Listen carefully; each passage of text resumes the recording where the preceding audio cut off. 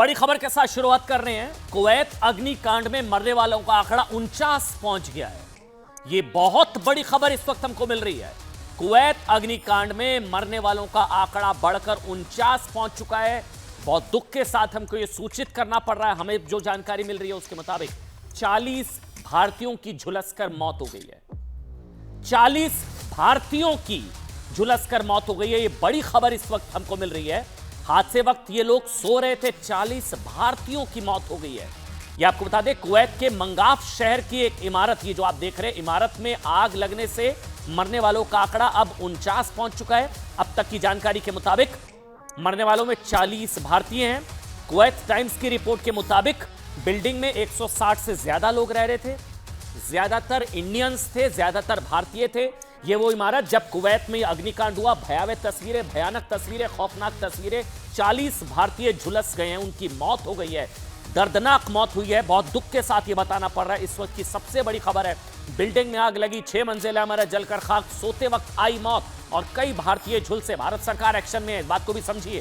मैं आपको बताऊंगा, प्रधानमंत्री ने निर्देश दे दिया है, विदेश राज्य मंत्री कुवैत पहुंचने वाले। इस वक्त की सबसे बड़ी खबर है, 40 भारतीय झुलस से हैं। 40 भारतीयों की दुखद मौत। कुवैत, आग इतनी तेजी से फैली कि लोगों को भागने का मौका नहीं मिला, कई लोग झुलस गए, कई की मौत दम घुटने से हुई है।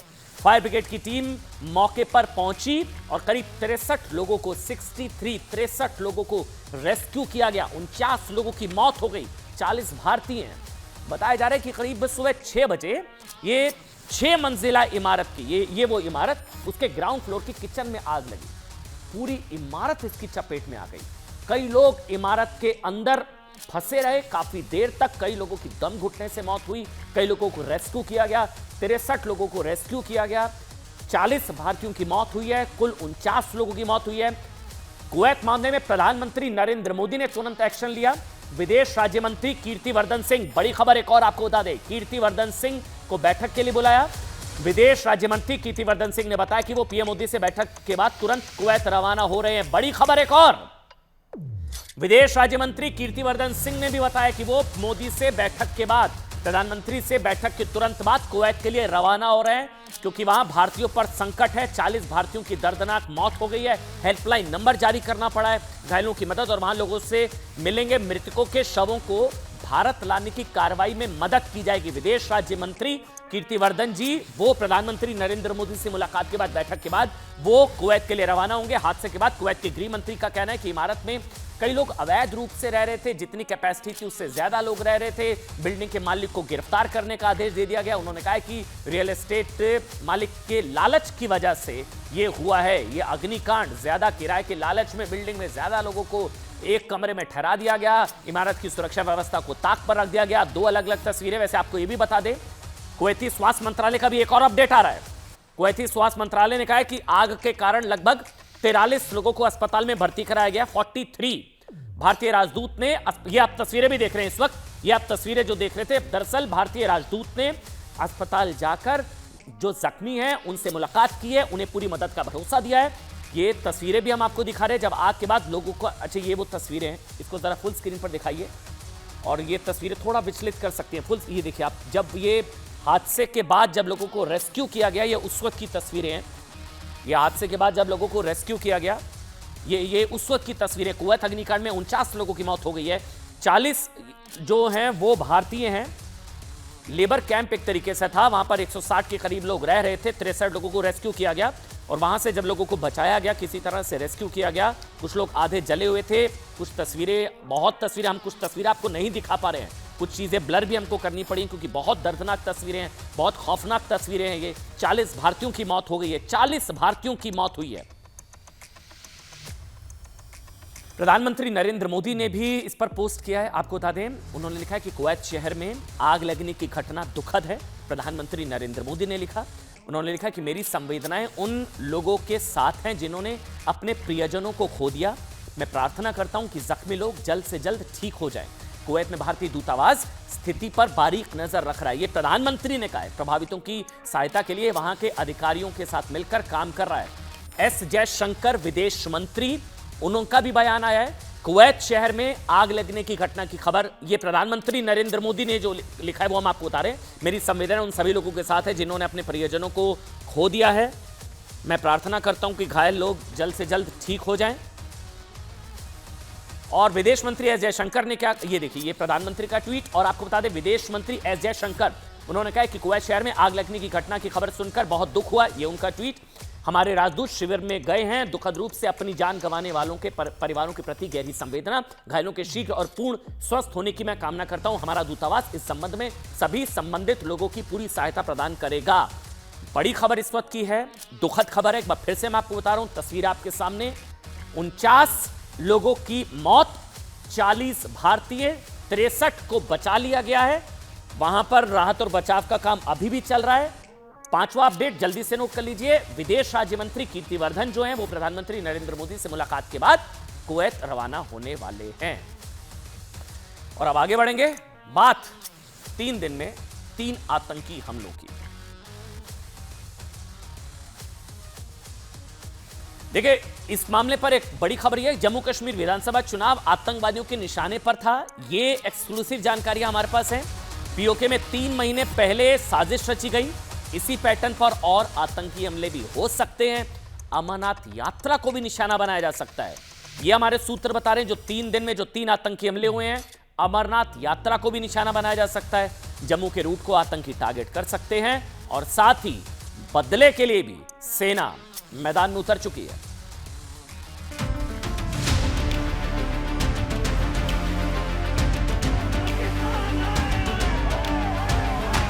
Unfortunately, we still have problem with our neighbor, and the problem with neighbor will not be solved by military action. आतंकवाद हमेशा चलता रहा, लेकिन वहाँ की खबरें लोगों के सामने नहीं आने की एक खबरदारी ये लोगों ने दी। इस नए कश्मीर में आतंकी हमले रोज हो रहे हों और प्रधानमंत्री के मुंह से एक शब्द नहीं निकलता हो, वो प्रधानमंत्री जो नवाज शरीफ को तुरंत ट्विटर पे जवाब दे देता है जब वो बधाई देते हैं आपके प्रधानमंत्री की शपथ में।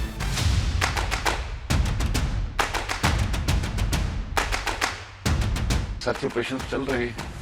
मुझे लगता है जल्द इसमें कामयाबी भी मिलेगी और आइंदा इस प्रकार से कुछ ना हो उस पर भी कोशिशें चल ही रही हैं। 3 दिन में 3 हमले हुए हैं, तो जिम्मेदार कौन है? क्या अब भी मोदी जी वहां नहीं जाएंगे? क्या अब भी वो बाकी जो विपक्ष, हम तो विपक्ष नहीं मानते, प्रतिपक्ष कहते हैं। जम्मू कश्मीर का स्टेटस बदलने के बावजूद भी केंद्र सरकार आतंकवाद को कम नहीं कर पाई है। मुझे लगता है कि केंद्र सरकार को अपनी विदेश नीति के ऊपर दोबारा से सभी दलों के साथ चर्चा करनी चाहिए। इनको प्रभावी तरीके से कार्रवाई करनी चाहिए और जरूर जिन लोगों ने ऐसा कार्यपूर्ण कार्य किया उनके खिलाफ कार्रवाई होनी चाहिए। मतलब रिश्ते सुधारने से पाकिस्तान सुधर जाएगा क्या? रिश्ते सुधारने से सुधर जाएगा पाकिस्तान? मतलब जो पाकिस्तान हमारे लोगों को उड़ा रहा है उसके साथ शांति के कबूतर उड़ाएं क्या? आज ये बहुत कड़वा सवाल है, बहुत दुख के साथ पूछना पड़ रहा है। आप लोग पूछेंगे सवाल, मैं क्यों पूछ रहा हूँ? हाँ तो घुसकर मारना चाहिए। सवाल होना चाहिए घुसकर कब मार रहे हैं हम लोग, कब बालाकोट कर रहे हैं, या उल्टा शांति के कबूतर उड़ाने की वकालत की जा रही है। चलिए बातचीत करते हैं। आइए बातचीत की मेज पर बैठिए। यहाँ के लोग बात करें कि बातचीत करिए ना भाई, मिलिट्री एक्शन मत करिए। क्या करें, आरती उतारे? वो घुसकर मार रहा है। मतलब भारत को पाकिस्तान के परमाणु बमों का ना डर दिखाने वाले फारूक अब्दुल्ला ने अब क्या कहा है, आप हैरान हो जाएंगे। कहा है कि हमें पाकिस्तान से बातचीत करनी चाहिए, मिलिट्री एक्शन से कुछ नहीं हासिल होने वाला है। यानी फारूक अब्दुल्ला जिस पाकिस्तान से शांति वार्ता की बात कर रहे हैं ना, उसी पाकिस्तान ने हमारे पीठ में खंजर तब भोंका था जब 1999 में वाजपेयी जी लाहौर बस लेकर गए। मतलब ये सब मैं आप आज क्यों बता रहा हूं, क्योंकि कुछ लोग कह रहे हैं कि वार्ता होनी चाहिए, बातचीत होनी चाहिए, है ना, शांति के कबूतर हम लोगों को उड़ाने चाहिए, बातचीत करनी चाहिए। जब हमने किया ना ऐसा, हमको हमेशा पीठ पर खंजर घोंपा। जब 99 में वाजपेयी जी लाहौर बस लेकर गए था, बदले में पाकिस्तान ने करगिल कर दिया था। 2001 में भारत ने परवेज मुशर्रफ शिखर वार्ता के लिए बुलाया वहां पर, तो बदले में पाकिस्तान ने संसद हमला कर दिया। 2008 में भारत ने दोनों देशों के बीच व्यापारिक मार्ग खोलने पर सहमति जताई, बदले में पाकिस्तान ने 26/11 का मुंबई हमला कर दिया।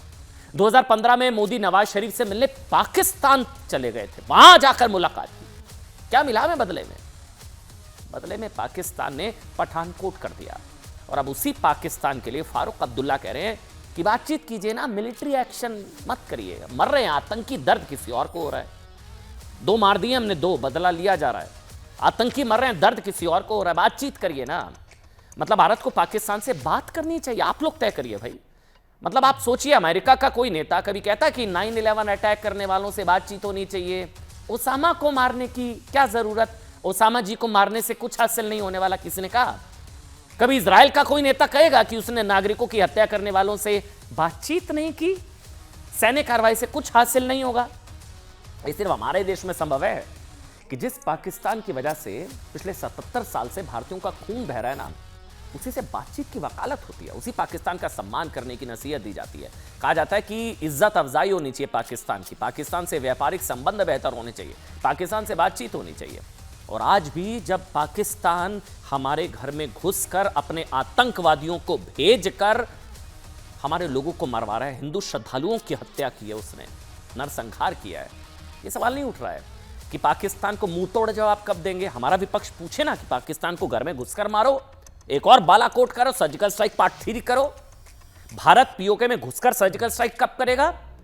पाकिस्तान आतंकिस्तान है, ये है वो। पाकिस्तान के खिलाफ एक शब्द नहीं। आज मैं ये कांग्रेस का पूरा बयान है, मैंने पूरा पढ़ा, पाकिस्तान का एक शब्द नहीं लिखा हुआ है। पाकिस्तान ने आतंकी हमला किया ना, मतलब बालाकोट अब कब होगा कोई पूछ रहा, बल्कि से ये सवाल उठ रहे हैं कि मतलब रियासी हमले पर मोदी मौन क्यों है, ये नाकामी हो गई है। राहुल गांधी ने कहा कि प्रधानमंत्री को चीखें नहीं सुनाई दे रही है।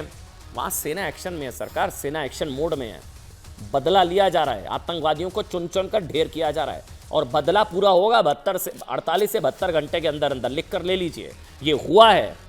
सेना पर पूरा भरोसा रखिए। नेता क्या कह रहे हैं? कह रहे हैं कि प्रधानमंत्री और गृहमंत्री कश्मीर का दौरा क्यों नहीं कर रहे हैं? संजय राउत ने कहा कि 370 हटने के बाद मतलब ये मौका मिल जाता है ना, क्या होता है कि मौका हो जाता है 370 हटाने को कोसने का। मतलब जम्मू में भी आतंकी हमले होने लगे। हाँ, ये बहुत बड़ा फैक्ट है, ये मैं आपको बताऊंगा कि कश्मीर के बाद अब जम्मू, क्योंकि कश्मीर में दाल गल नहीं रही आतंकवादियों की। कांग्रेस ने आतंकी हमलों पर ना सोशल मीडिया पर एक चिट्ठी रिलीज की, वो इस वक्त मेरे हाथ में है। ये कुल पूरी चिट्ठी हमने जो पढ़ी, हमने जो इसको काउंट भी किया, ये 530 है। 530 शब्दों की इस चिट्ठी में मोदी सरकार पर सवाल उठाए गए। बिल्कुल उठाने चाहिए, कोई दिक्कत नहीं, बिल्कुल उठाइए भाई। आप विपक्षी दल हैं, आलोचना होनी चाहिए कि भाई क्यों नहीं थम रहे हैं, मोदी सरकार जिम्मेदार, बिल्कुल ठीक है। कि नई कश्मीर नीति पर सवाल उठाए, बिल्कुल उठाइए। पाकिस्तान पर एक सवाल नहीं, एक शब्द नहीं है पूरे 530 शब्दों में कि पाकिस्तान की भर्त्सना हो, पाकिस्तान के खिलाफ कुछ लिखा गया हो, कुछ नहीं। 530 शब्दों की चिट्ठी में एक बार भी नहीं पूछा गया कि भारत सरकार पाकिस्तान के खिलाफ क्या कर रही है, या पाकिस्तान के आतंकवादियों ने ये किया, पाकिस्तान, कुछ नहीं। मतलब एक जगह है इसमें जिक्र आईएसआई को, इसमें जो है आईएसआई को लेकर दुष्ट आईएसआई, वो भी इसमें जो है ठीकरामा फोड़ा गया कि उसको बुला लिया गया था पठानकोट हमले के बाद। कुल मिलाकर कई राजनीतिक पार्टियों के लिए ना, यकीन मानिए, यहाँ लाशें बिछी हुई हैं, लोग शहीद हो रहे हैं, जवान शहीद हो रहे हैं, लेकिन कुछ लोगों के लिए मौका है पाकिस्तान को कोसने से ज्यादा अनुच्छेद 370 की समाप्ति पर सवाल उठाने का, नई कश्मीर नीति को ताने मारने का। हम एक होकर क्यों नहीं जवाब दे सकते हैं? मतलब सोचिए, पाकिस्तान को कड़ा मैसेज ये कहने में है ना कि भारत को पाकिस्तान से बात करनी चाहिए, या फिर ये कहने में है कि अब भारत को पाकिस्तान आतंकवाद की कब्र खोद देनी चाहिए। बहुत हुआ सब्र, अब खुदेगी आतंक की कब्र। लेकिन आज के अपडेट एक बार हम आपको बता दें। देखिए, जम्मू में 3 दिन में ना, आपकी जानकारी के लिए 3 बड़े आतंकी हमले हुए हैं और 11 लोगों की मौत हो चुकी है। ये सारे आंकड़े मैं आपको दूंगा, अपडेट दूंगा। पहले सुनिए फारूक अब्दुल्ला को। Unfortunately, we still have problem with our neighbor. And the problem with neighbor will not be solved by military action. It cannot, no military action has solved anything. Because these terrorists are coming over the border. And they continue to come. Whichever government tomorrow is in here, we'll have to still face the same thing. And innocent people die. 3 दिन में 3 हमले हुए हैं, तो जिम्मेदार कौन है? क्या अब भी मोदी जी वहां नहीं जाएंगे? क्या अब भी वो बाकी जो विपक्ष, हम तो विपक्ष नहीं मानते, प्रतिपक्ष कहते हैं, उनको ही खत्म करने में अपना आनंद मनाएंगे? तो जिम्मेदारी उनकी है। अगर उनसे ये सारी बातें नहीं संभाली जाती तो फिर से प्रधानमंत्री होने का उनको कोई अधिकार नहीं है। 3 दिन में 3 बड़े आतंकी हमले, 11 लोगों की मौत हो चुकी है, जिसमें एक सीआरपीएफ के जवान भी शहीद हुए हैं। 9 जून को रियासी के बाद 11 जून को कहां हुआ? कठुआ, डोडा में हमला हुआ, कठुआ में, डोडा में, और अब तक सेना पुलिस समेत 48 जवान जो हैं, 48 जवान जख्मी हुए हैं। कठुआ हमले में शामिल 2 आतंकवादी मार गिराए जा चुके हैं। 2 आतंकवादियों को मार दिया हमारी सेना ने। सब रखिए, मैं कह रहा हूं 48 से 72 घंटे के अंदर अंदर बदला पूरा होगा। इसमें से एक आतंकी के पास से 1 लाख कैश भी मिला है। आतंकी संगठन कश्मीर टाइगर्स ने डोडा में सेना बेस पर हमले की जिम्मेदारी ले ली है। इस हमले में 5 जवान जख्मी हुए हैं। सूत्र बता रहे हैं कि जम्मू में आतंकी हमले की पूरी प्लानिंग कहां रची गई? पीओके में प्लानिंग की गई थी। इसलिए हम कह रहे हैं घुसकर मारिए, पीओके में बालाकोट रिपीट करिए। बातचीत करने की क्या जरूरत है? शांति के कबूतर उड़ाएंगे यहां पर बैठकर। तलाशी भी ली जा रही है और इस दौरान नौशेरा में गांव वालों ने संदिग्ध देखे जाने वालों की सूचना भी दी है। आतंकी हमले पर उपराज्यपाल मनोज सिन्हा ने बड़ी बैठक की है और जम्मू कश्मीर के मंदिरों की सुरक्षा बढ़ाई गई है। जम्मू नेशनल हाईवे पर सेना सीआरपीएफ की तैनाती भी अब बढ़ा दी गई है।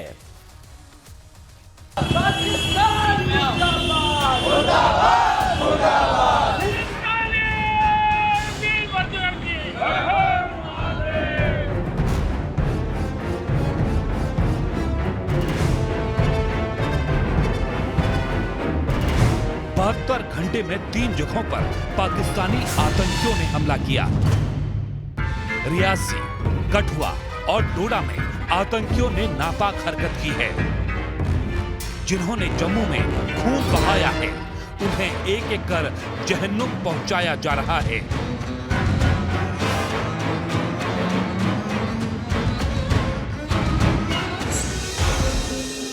रियासी में आतंकियों को घेर लिया गया है और किसी भी वक्त उनके खात्मे की खबर आ सकती है।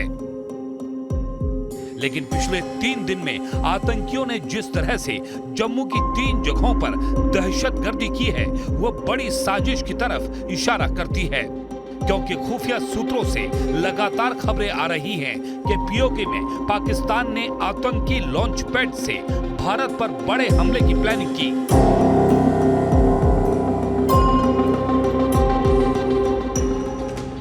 पाकिस्तान बॉर्डर से लगे हीरानगर के सैदा सुकल गांव में 2 आतंकियों ने घरों का दरवाजा खटखटाकर पानी मांगा। ग्रामीणों को शक हुआ तो दरवाजा बंद कर शोर मचाया, लेकिन आतंकियों ने फायरिंग की। आतंकियों से निपटने के लिए डीआईजी और एसएसपी पहुंचे तो एक आतंकी ने उनकी गाड़ी पर फायरिंग की और भागने की कोशिश की, लेकिन दोनों आतंकियों को तलाश कर जहन्नुम पहुंचा दिया गया।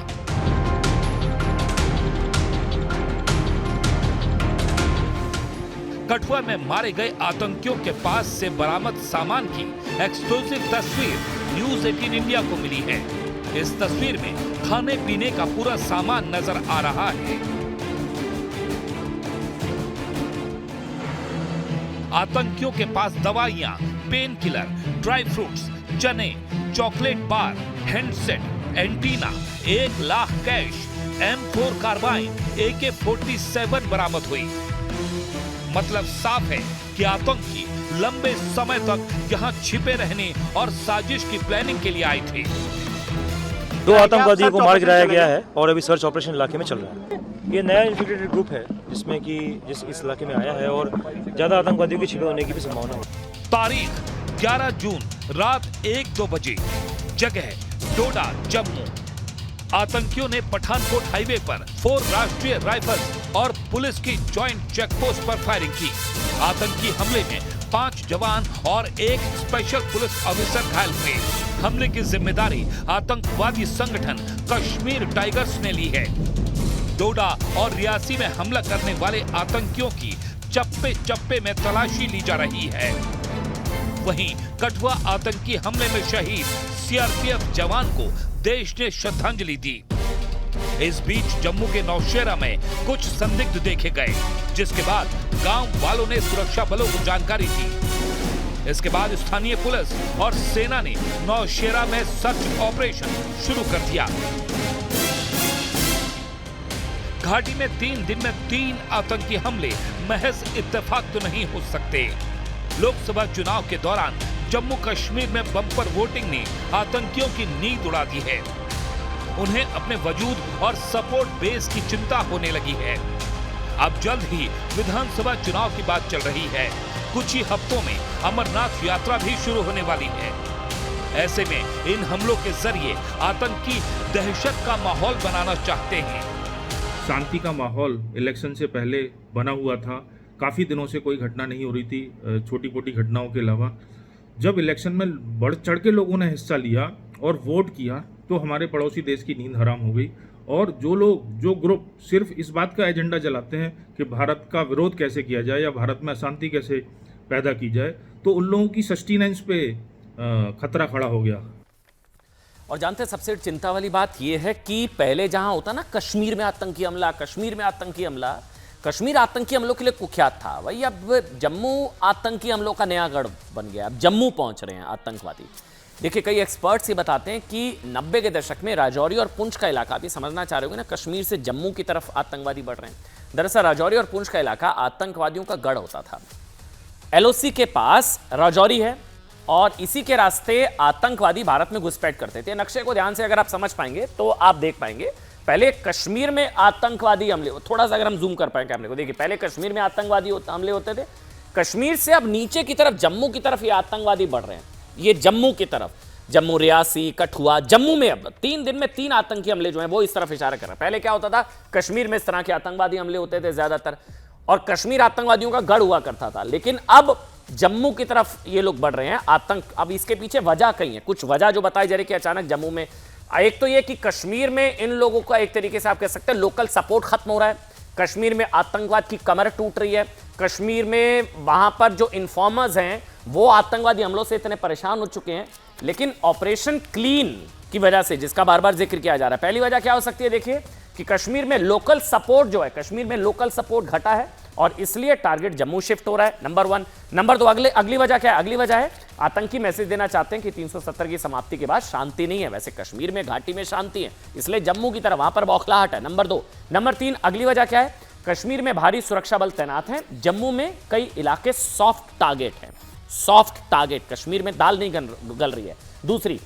तीसरी वजह, चौथी वजह, जम्मू कश्मीर में शांति, ये सबसे इंपॉर्टेंट है, शांतिपूर्ण चुनाव से दुनिया में अच्छा मैसेज। तो चुनाव का तनाव है, आतंकवादियों में बौखलाहट है, वोटिंग परसेंटेज 58% पहुंच गया, कश्मीर में 50%, जम्मू कश्मीर में 58%, आतंकवादियों में बौखलाहट की लोकतंत्र बहाली के संकेत। पांचवी वजह कि विधानसभा चुनाव से पहले दहशत की यह साजिश है, क्योंकि अब विधानसभा चुनाव होने वाले हैं और विधानसभा चुनाव से पहले एक तरीके से मैसेज देने की कोशिश ये की जा रही है आतंकवादियों द्वारा। एक और बड़ी खबर इस वक्त हमको मिल रही है, पाकिस्तानी आतंकवादी मोहम्मद आरिफ की दया याचिका खारिज हो गई है। यह एक बड़ी खबर हमको मिल रही है, पाकिस्तानी आतंकवादी मोहम्मद आरिफ की दया याचिका खारिज। राष्ट्रपति द्रौपदी मुर्मू ने खारिज की दया याचिका।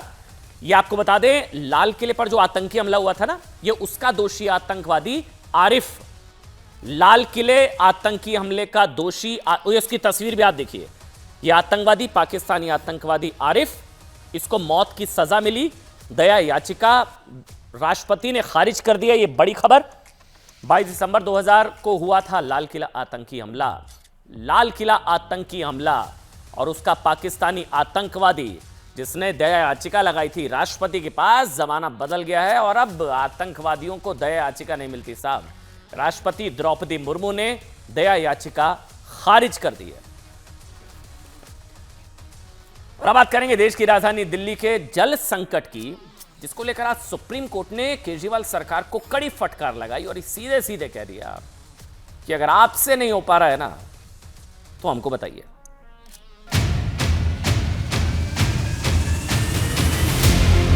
गारंटी देते हैं कि आपको 24 घंटे पानी मिलेगा और शुद्ध साफ पानी मिलेगा। दिल्ली जल बोर्ड और आम आदमी पार्टी भ्रष्टाचार का अड्डा है। 80,000 करोड़ का भ्रष्टाचार इन्होंने किया है। मैं उम्मीद करती हूँ कि दोनों अपने पर्सनल डिफरेंसेस, पॉलिटिकल डिफरेंसेस अलग रखकर इसका एक सोल्यूशन ढूंढेंगे और किसी तरीके हरियाणा से हो, नेबरिंग स्टेट से हो, एक सपोर्ट देकर जनता की जो पानी की दिक्कतें हैं उसको रिजॉल्व किया जाएगा। पिछले 10 सालों में पानी की बर्बादी लगातार बढ़ी है। ये जब सरकार में आए थे कहते थे हम वाटर टैंकर माफिया खत्म करेंगे, लेकिन इनके आने के बाद टैंकर माफिया बढ़ा, टैंकरों की संख्या बढ़ी है।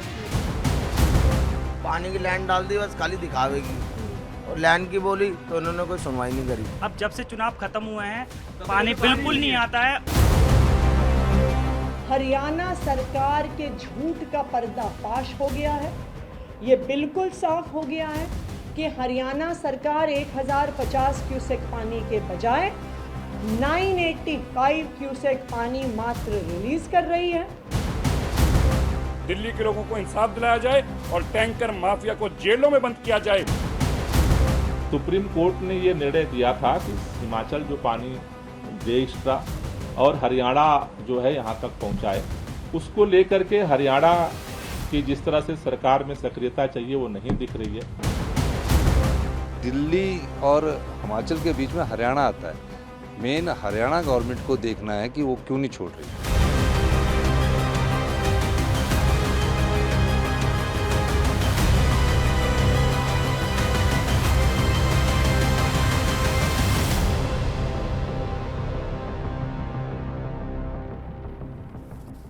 देखिए हमें नहीं पता, देखिए ये बीजेपी आम आदमी पार्टी की किसकी लड़ाई, क्या आपस की लड़ाई, कौन खा रहा मलाई, लेकिन असल पिसाई, असल जो पीसे जा रही है वो दिल्ली की जनता है बेचारी। बुरा हाल है गर्मी से, ऊपर से पानी नहीं मिल रहा है। ये देखिए आप तस्वीरें, ये आप हाल देखिए, ये हाल है।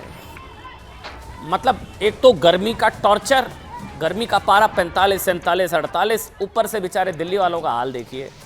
अब ये लोग पलट कर पूछ रहे हैं मुफ्त पानी की, मतलब ये वाकई में कहते हुए बुरा लग रहा है इन तस्वीरों को देखकर ना, पानी की कमी की इन तस्वीरों को देखकर लोगों के आंखों में पानी आ जाना चाहिए। और आज आम आदमी पार्टी कैसे पानी पानी हुई है ना कोर्ट के अंदर, वो मैं आपको बताऊंगा। मतलब भीषण गर्मी से दिल्ली वाले जूझ रहे हैं बेचारे, हीट आइलैंड बनी हुई है, हीट वेव चल रही है। ऐसी स्थिति में देश की राजधानी पानी की बूंद, ये देश की राजधानी है, राष्ट्रीय राजधानी, वो बूंद बूंद के लिए तरस रही है। आप तस्वीरें देखिए। अब इसी को लेकर सुप्रीम कोर्ट ने पानी की किल्लत, ये मामला सुप्रीम कोर्ट पहुंच गया।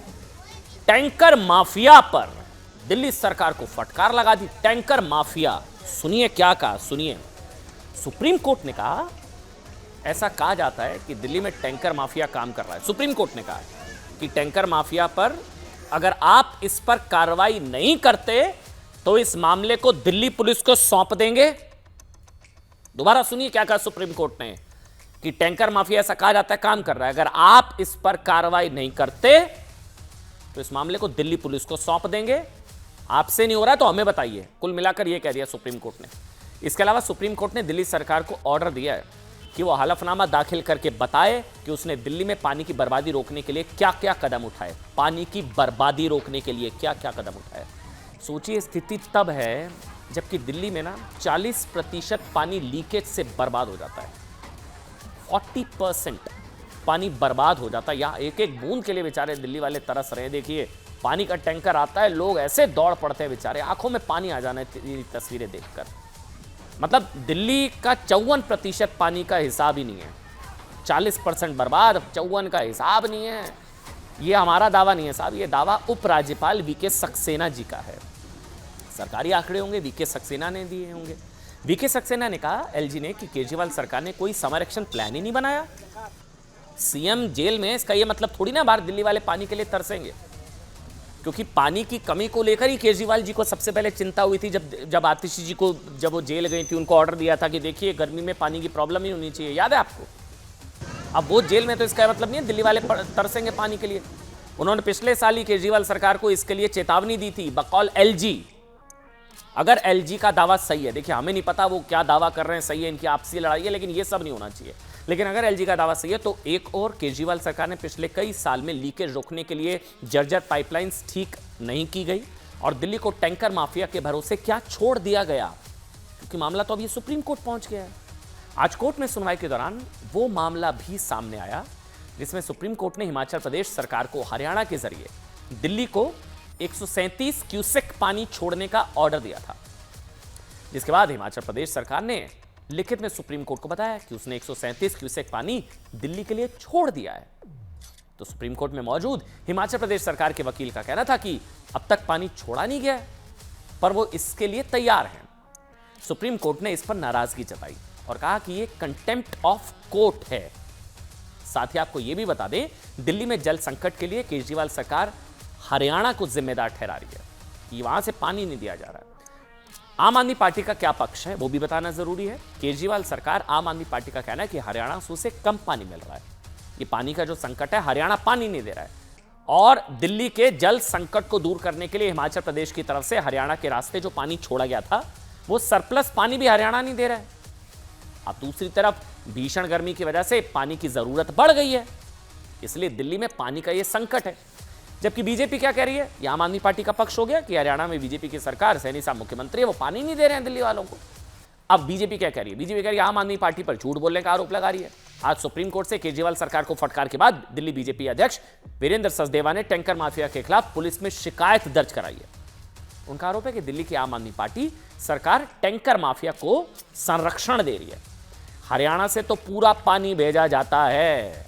अब ये बीजेपी कह रही है कि झूठ बोल रही है आम आदमी पार्टी, पानी तो पूरा भेजा जा रहा है हरियाणा से, लेकिन दिल्ली में टैंकर माफिया पानी चोरी कर लेते हैं। टैंकर माफिया पानी चोरी कर लेते हैं।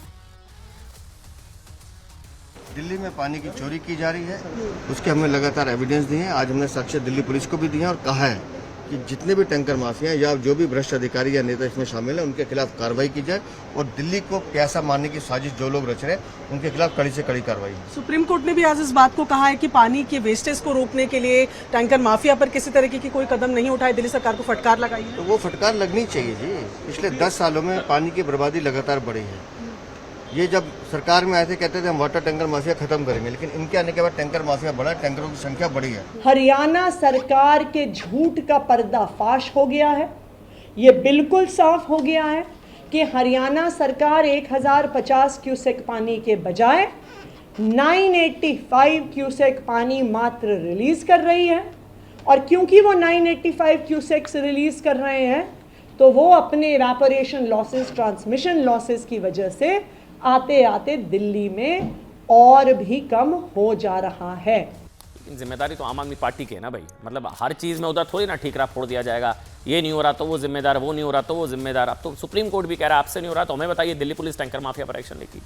दिल्ली की जल मंत्री आतिशी ने आज उपराज्यपाल वीके सक्सेना को भी एक चिट्ठी लिखी, वो भी है, जिसमें उन्होंने क्या कहा है कि ये आम आदमी पार्टी का पक्ष है कि दिल्ली के मुख्य सचिव और दिल्ली जल बोर्ड के सीईओ के टैंकर माफिया के साथ क्या कोई संबंध है। यहां उल्टा आरोप बीजेपी पर लगाया जा रहा है कि उनके कोई संबंध है, इसको लेकर कोई जांच होनी चाहिए। अब आतिशी जी ने आरोप लगा दिया, आम आदमी पार्टी ने लगाया कि दिल्ली जल बोर्ड और मुख्य सचिव ने बिना उन्हें बताए, बिना उनकी इजाजत के पानी के टैंकरों की संख्या घटा दी। जून 2023 में पानी के टैंकरों की संख्या 1203 थी, जो जनवरी 2024 में घटकर 888 रह गई। आतिशी जी कह रही है हमको बताया ही नहीं, इन्होंने ऐसा कर दिया। अब इन्होंने किया, उन्होंने किया, बेचारे दिल्ली वालों का क्या दोष है, बेचारे तरस रहे पानी के लिए। इसकी वजह से क्या हुआ, दिल्ली में जल संकट पैदा हुआ। बकौल आतिशी उन्होंने कहा कि 14 अप्रैल, 3 अप्रैल और 12 अप्रैल को उन्होंने मुख्य सचिव को पानी के टैंकरों की संख्या बढ़ाने के लिए पत्र लिखा था। कुछ हुआ ही नहीं, कोई एक्शन नहीं लिया गया। देखिए, इससे पहले आपको बता दें, आतिशी ने कल एक प्रेस कॉन्फ्रेंस की थी जिसमें उन्होंने कहा था कि दिल्ली में हरियाणा की तरफ से एंट्री पॉइंट पर ही कम पानी आ रहा है। क्या, सुनिए दोबारा से, कि दिल्ली में हरियाणा की तरफ से एंट्री पॉइंट पर ही कम पानी आ रहा है और अगर कोई पानी चोरी हो रहा है तो हरियाणा की तरफ से हो रहा है। पानी चोरी हो रहा है, दिल्ली में नहीं हो रहा। उन्होंने यह भी कहा था कि मुनक नहर की मरम्मत हरियाणा सरकार की जिम्मेदारी है, जिसके बाद दिल्ली के उपराज्यपाल ने एक बयान जारी करके आतिशी पर झूठ बोलने और दिल्ली की जनता को गुमराह करने का आरोप लगा दिया। उन्होंने 5 पॉइंट्स में इसका जवाब दिया। अब आम आदमी पार्टी का पक्ष मैंने आपको बता दिया, अब एलजी का सुनिए। उन्होंने कहा कि भाई दिल्ली के लोगों को पानी उपलब्ध कराने में केजरीवाल सरकार नाकाम रही है और आतिशी इस नाकामी के लिए झूठा बहाना बना रही है, number 1। Number 2, Wazirabad water treatment plant है, वो 96% सिल्ट से भरा है और 10 वर्षों से उसे साफ नहीं किया जा सका। तीसरा, एलजी का कहना है कि हरियाणा सरकार मुनक कनाल की मरम्मत करती है, लेकिन यह काम दिल्ली सरकार की मांग और भुगतान पर किया जाता है। दिल्ली सरकार ने कभी भी नहर की जो है लाइनिंग की खराबी का पता लगाने की कोशिश ही नहीं की, ये लापरवाही है, और ना ही कभी इसकी मरम्मत के लिए कहा। चौथा सुनिए, जो पानी का संकट है ना, इसके अंदर की खबर है ये। दिल्ली में आने वाले पानी की जिम्मेदारी दिल्ली जल बोर्ड की है। टैंकर नहर से पानी चुरा रहे हैं, लेकिन दिल्ली जल बोर्ड ने कभी एफआईआर ही नहीं कराई, ना ही कोई शिकायत। ऐसा इसलिए, ये बीजेपी वीके सक्सेना साहब एलजी, उनका कहना है क्योंकि टैंकर माफिया और आम आदमी पार्टी के बीच ना मिली भगत है। केजरीवाल सरकार पानी के लीकेज को रोक नहीं पा रही है, चोरी को रोक नहीं पा रही है। 40% पानी बर्बाद हो जाता है लीकेज में। अगर वो पानी के लीकेज को एक तरीके से लोगों को पर्याप्त पानी मिलेगा अगर लीकेज को रोक दिया जाता है। दिल्ली में जल संकट को लेकर पिछले कुछ वर्षों में सिर्फ राजनीति हो रही है, ये भी हमें कहने में कोई बुराई नहीं है, आरोप प्रत्यारोप अपनी जगह। लेकिन आज आपको ना दिखाते हैं कि नेताओं के वादे और उनकी हकीकत। साल 2015 में पहली बार दिल्ली में सरकार बनाने के बाद से लेकर अब तक हर बार अरविंद केजरीवाल ने दिल्ली की जनता को पानी पर सिर्फ एक नई डेडलाइन दी है। ये भी हार्ड फैक्ट है। आम आदमी पार्टी का पक्ष आपने सुन लिया, बीजेपी का पक्ष आपने सुन लिया, वीके सक्सेना का, एलजी का। लेकिन अब दूसरा पक्ष ये है कि वो दिल्ली की जनता से ना हर 2-3 साल में वादा करते हैं कि उनके हर घर के नल की टोटी से पानी आएगा। उनकी सरकार इसके लिए काम कर रही है, लेकिन दिल्ली की जनता को अब तक वादों के अलावा कुछ नहीं मिला। 5 साल में पाइपलाइन बिछाएंगे, हर घर में टूटी में पानी आएगा। इस साल के अंत तक, दिसंबर तक, दिल्ली के हर घर के अंदर पाइपलाइन से पानी पहुंच जाएगा। दोस्तों, साल 1.5 साल के अंदर 100% दिल्ली में टूटी से पानी पहुंच जाएगा। मेरा ये सपना है कि दिल्ली के हर घर में मैं 24 घंटे पानी पहुंचाऊं। 24 घंटे पानी होना चाहिए, उस पर लगा हुआ हूं मैं। पानी का आना और पानी के बिल, इन दोनों पे हम काम कर रहे हैं। आप चिंता मत करो, इसका भी इंतजाम करेंगे। और आज जब हमने आम आदमी पार्टी के सीनियर लीडर और दिल्ली सरकार में मंत्री गोपाल राय जी से अरविंद केजरीवाल के इन वादों को लेकर सवाल पूछा कि आपने तो वादा किया था ये हो जाएगा वो हो जाएगा हर साल, तो उन्होंने इस पर क्या जवाब दिया वो भी आप सुन लीजिए। सुप्रीम कोर्ट ने कहा कि भाई इसका समाधान, क्योंकि दिल्ली पानी पैदा नहीं करता है, हिमाचल से पानी चलता है, फिर हरियाणा के माध्यम से यहाँ आता है। तो सुप्रीम कोर्ट ने ये निर्णय दिया था कि हिमाचल जो पानी दे एक्स्ट्रा और हरियाणा जो है यहाँ तक पहुंचाए, उसको लेकर के हरियाणा की जिस तरह से सरकार में सक्रियता चाहिए वो नहीं दिख रही है। तो इसको लेकर के भी लगातार इस पर काम हो रहा है, बात कर रहे हैं लोग। और एक बड़ी खबर इस वक्त ये आ रही है कि राहुल गांधी के उस बयान को लेकर बड़ा विवाद हो गया, बवाल हो गया, सियासत छिड़ गई है, जिसमें याद है राहुल गांधी ने क्या कहा था। उन्होंने कहा था कि अगर मेरी बहन प्रियंका वाड्रा वाराणसी से चुनाव लड़ जाती तो मोदी 2 से 3 लाख वोटों से हार जाते। बड़ी खबर यह है, गिरिराज सिंह ने बड़ा हमला किया है राहुल गांधी पर। गिरिराज सिंह ने क्या कहा है कि गांधी परिवार के भगोड़े हैं राहुल गांधी। गिरिराज सिंह ने कहा है कि गांधी परिवार के भगोड़े हैं राहुल गांधी। खुद 3 बार लगातार हार का सामना किया, अब अपनी बहन को आगे कर दिया है।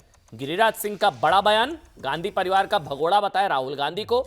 राहुल गांधी ने क्या कहा था आपको याद होगा। राहुल गांधी ने कहा था कि दरअसल अगर मेरी बहन प्रियंका वाड्रा चुनाव लड़ जाती वाराणसी से तो मोदी 2 से 3 लाख वोटों से हार जाते। हालांकि बीजेपी पलटकर यह भी सवाल पूछ रही है कि प्रियंका वाड्रा को चुनाव लड़ने से किसने रोका था, नंबर 1। नंबर 2 सवाल यह भी पलटकर पूछा जा रहा है कि कहीं अपनी बहन की राजनीतिक कुर्बानी देने की कोई साजिश तो नहीं तैयार हो रही है परिवार के अंदर।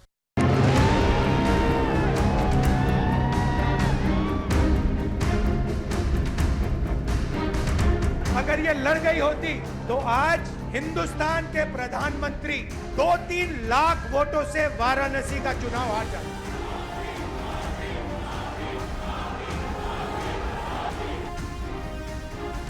मोदी जी हारते हारते बच गए और प्रियंका जी अगर होती तो 4-5 लाख वोट से वो जीत जाती।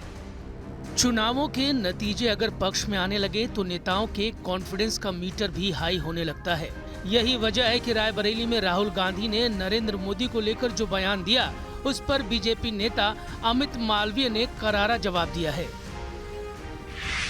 अमित मालवीय ने एक्स पर लिखा है कि ये साफ है कि राहुल गांधी प्रियंका वाड्रा से नफरत करते हैं। वो वाराणसी में प्रधानमंत्री के खिलाफ उन्हें खड़ा करके उनकी बलि चढ़ाना चाहते थे।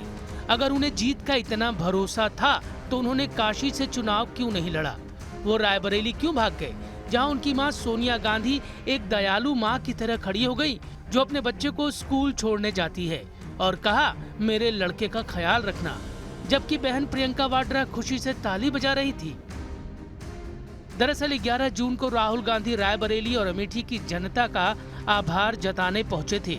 इसी दौरान उन्होंने पीएम मोदी को लेकर टारगेट किया था और कहा था कि वो वाराणसी से हारते हारते बचे हैं। मैं आपको कहता हूं और बहन से कह रहा हूं, अगर ये लड़ जाती वाराणसी में, अगर ये लड़ गई होती तो आज हिंदुस्तान के प्रधानमंत्री 2-3 लाख वोटों से वाराणसी का चुनाव हार जाते। राहुल गांधी के इस बयान को हवा दी दिल्ली से अपनी लोकसभा सीट हारने वाले उदित राज ने। 2 कदम आगे बढ़ते हुए उन्होंने कहा कि अगर कांग्रेस पूरी ताकत लगाती तो वाराणसी से अजय राय ही पीएम मोदी को हरा देते। 4-5 लाख वोट से वो जीत जाती। ये सम्मान के चला जा रहा कि, और चला भी जाता है कि जिस तरह से हाइप पर बनारस का चुनाव या ऐसे जगहों का चुनाव होता है कि अरे भाई हम विपक्षी भूमिका निभाने आए हैं, लेकिन यहाँ तो जीतने की भूमिका में आ गए थे। अगर हम लोग पूरी ताकत लगा दिए होते तो हो सकता है अजय राजे ही हरा देते। तो जो जिसके चेहरे पर पूरा इंडिया चुनाव लड़ा, उस चेहरे की आज ये हैसियत हो गई है। वाराणसी से चुनाव लड़ा होता तो प्रधानमंत्री हार गए होते, क्योंकि मात्र 1.5 लाख वोटों से प्रधानमंत्री जीते हैं। और पहले कुछ राउंड में तो टीवी में खबर आ रही थी कि प्रधानमंत्री पीछे चल रहे हैं। तो मेरा मानना बिल्कुल है कि प्रियंका गांधी होती, राहुल गांधी होते, अखिलेश यादव होते, यहाँ तक कि डिम्पल यादव भी होती, तो वे प्रधानमंत्री को हरा देते। कांग्रेस के इसी आत्मविश्वास पर अमित मालवीय के सियासी तर्कश से एक के बाद एक कई तीर निकलने लगे। एक्स हैंडल पर उन्होंने लिखा, सच ये है कि गलती से कुछ सीट क्या मिल गई, राहुल गांधी इसे संभाल नहीं पा रहे हैं। जिस तरह उन्होंने हारने के डर से अमेठी से चुनाव लड़ने से इनकार किया, उसी तरह उन्हें अभी भी नेता प्रतिपक्ष के रूप में पदभार संभालने का भरोसा नहीं है। चुनाव बीत चुके हैं, मोदी तीसरी बार शपथ ले चुके हैं। अब विपक्ष के पास यही मौके हैं।